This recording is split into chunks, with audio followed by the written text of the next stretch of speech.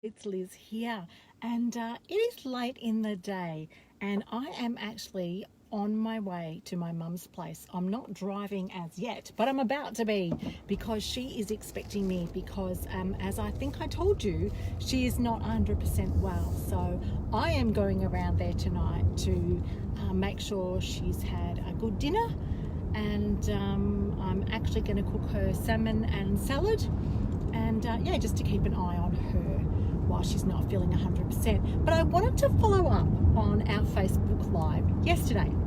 So yesterday I did that Facebook Live and I talked to you about that little trick that you can use with your children, your students, your teens, and your adults that you are teaching how to read, write, and spell, how you can break those longer words down and you can turn them into shorter words just by using the chin drop trick. Can't even speak now.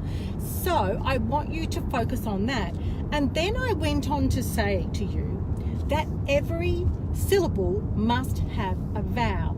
Now, the reason I wanted to follow up on that very statement today is because one of the vowels in this rule happens to be tricky Y, and I do call it tricky Y because Y pretends it is a vowel in many instances. For example, in the word gypsy, in the word type, where you spell T-Y-P-E,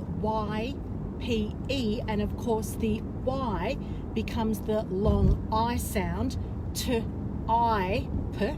In gypsy, it's the short I sound, our short vowel sound. Hi everyone, I'm not going to talk to you too much because I've got to drive and I want to be safe, but I'm so glad you guys have all joined in and you're listening to me as I go. So the other thing about Y, as we all know, is it often ends up on the end of words, like in happy and money and easy. And can you hear the sound that it is making? Because now it is the long E sound, as in its alphabet name.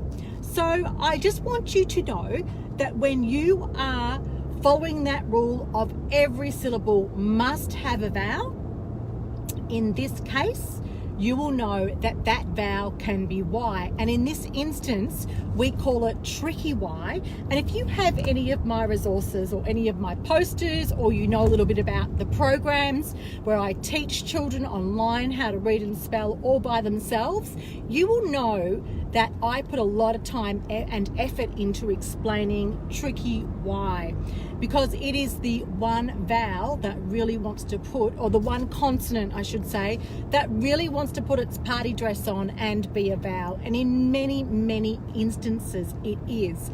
I do have to tell you of one exception. This is quite funny. So one of my students, one of my dyslexic kids, sent me an email once and he said to me, I have found an exception to the rule. And I had a good chuckle because I couldn't think of an exception to the rule. And the word was rhythm. So write down the word rhythm and you will soon see that it has a T, an H and an M on the end, and in no way does that have a vowel.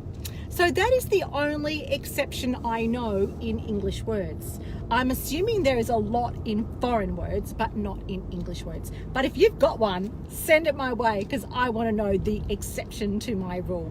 And I hope you have a fantastic night. I know in Europe, Ireland, Scotland, all those beautiful countries across the world, you guys are just getting up and starting your amazing day. I've had a flat out day, busy. Lots of exciting things happening at Dyslexia Daily and at Get Into University. So I will be able to fill you in as they all come to be. So have a great afternoon, everybody. And everybody in Australia, have a great evening. And hopefully we've only got 2 more weeks of lockdown and then it will be all over. I really hope it is anyway. And I will talk to you all very soon. I do have a question about D's and B's, and I'm going to answer that tomorrow because that is not as tricky as you think either. Talk to you very soon. Bye, everybody.